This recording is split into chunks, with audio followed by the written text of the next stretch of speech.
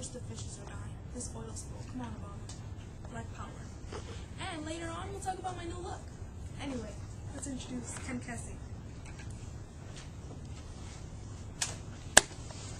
Hey, it's a pleasure to meet you. Oh, thank you. I love this. You go very nicely with your new look. This book, tell me a little bit about this. One Flew Over the Cuckoo's Nest.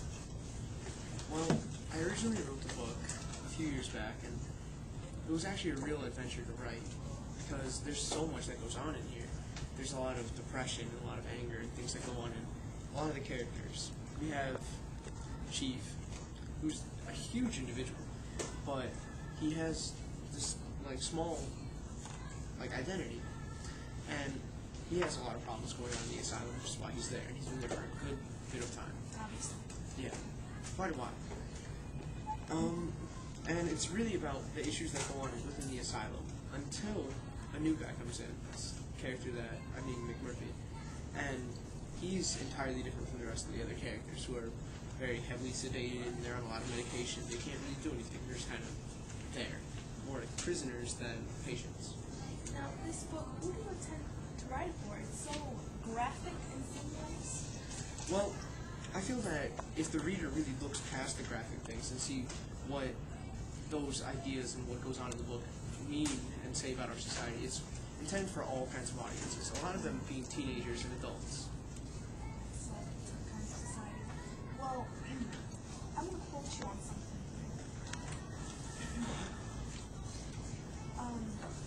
Cut both the nuts off and left to death, sitting right on the can in the train. Half a dozen people in the other train didn't know it, so he fell off to the floor, dead. What makes people so impatient is what I can't figure. All the guy has to do is wait. Now, do you think children should read this book? Well, in some ways, I showed the book to a lot of younger people, a lot of the audiences that I was looking to attract, and some of them found it actually rather entertaining on a funnier level. But it has its significance in terms of what goes on in the book and a lot of the society kind of things that go on that I'm talking about in there, and how it's difficult for people to survive a lot of the time. They're just having to give up, especially when isolated in this asylum that they're put in.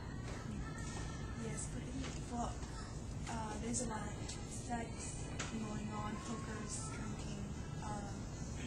One guy, has a red cut off his balls, and a lot of crazy things going on. There's even a guy in here who thinks he might be gay, can't please his wife.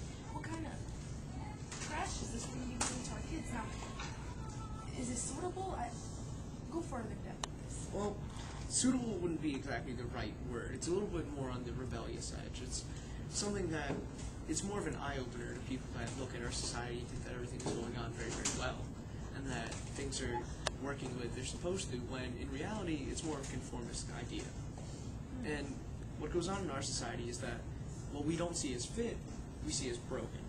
And in that case, we put them somewhere else. We detach these people from the rest of our society, and what ends up happening is, back in the time when this book was actually placed, these people were put in asylums, like gay people, people that were homophobic, people that had phobias of things that they didn't see as normal, or even people that thought that world peace was something that could actually happen.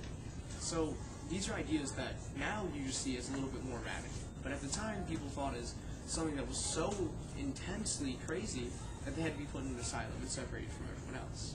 Now, when they're actually allowed at least into a little bit of our world in the terms of sex, pleasing themselves, seeing other people, they're entirely out of control because they've been detached from it for so long.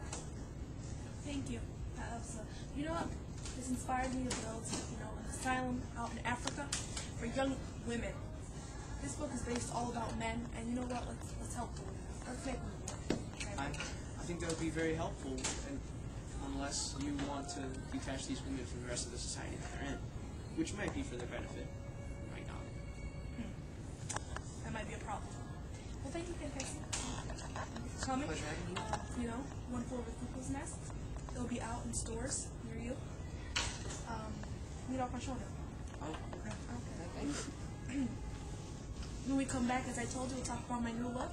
And, kids, might be, you know, sex, masturbation, whatever in this book, but you should go read it.